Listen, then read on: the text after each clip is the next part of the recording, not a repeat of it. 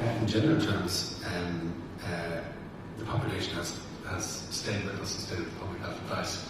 We have seen some episodes and some examples, and they're definitely some things that would give us cause for concern in general terms of the behaviour. So we know, and we don't have good data on this obviously, but anecdotally I think we all know probably from our personal lives and so on, house parties being organised with abandon, it seems to me, as though we weren't in the midst of a pandemic. So that's a continuing cause for concern, irrespective almost of the phase that we're in.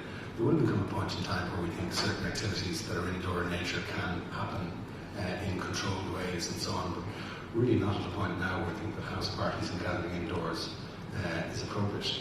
And as we move through the phases, our advice will change, and hopefully as we ease the restrictions, we will ease, if you like, the requirements in terms of indoor gatherings, but we're really not at a stage where those kinds of activities can happen. I know a lot of focus has been on some of the external and public gatherings on beaches and platforms and so on dart stations and such places, and those give us cause for concern. But it's the unseen, I think, activity in ordinary houses. Very easy to understand. But we're really not at a point where we think that kind of activity is something we can recommend. So it's just one example of continuing concern that we would have around where public behaviour, if you like, is getting ahead of where our advice is. In the main, though, I still stress that all the data that we have and all the impact on disease that we can see is telling us that the public is staying with us for the most part, and the disease conditions are such that we can make recommendations of the kind that we're in a position to make around easing restrictions. And just briefly on those house parties, people who would have them and have gatherings in their homes, they might say, well look, we've all been at home in our house for the last few weeks, we haven't been out working, maybe we've been working from home, the children have been off school or whatever, and we're going to a house where people have also been at home.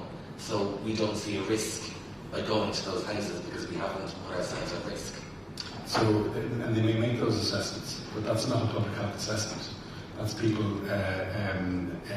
if you like, I think, rationalising and getting ahead of the kind of behaviour that we're recommending. And I'm conscious that it will appear to people as though we're trying to identify every sort of part of pleasurable activity in life and finding some ways of recommending against it.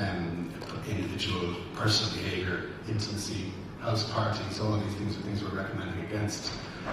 But there are really good public health reasons why we think now is not the time for some of these activities to happen. There's sort of two messages. One is to people who are organising these events. That's one thing. There's a responsibility. But then there are also people who voluntarily attend them, and you can choose not to. And I think we'll be increasing our advice, if you like, around the importance of recognising the conditions that can lead to spread. So in other words, when you're out and about, when you're invited to things, or whether you attend things, to recognise what crowded spaces look like. It seems like a simple thing to say. If you see a crowd, stay away. If you're invited to something which is crowded, stay away. If you're invited to something that you know is not in keeping with the public health advice, stay away.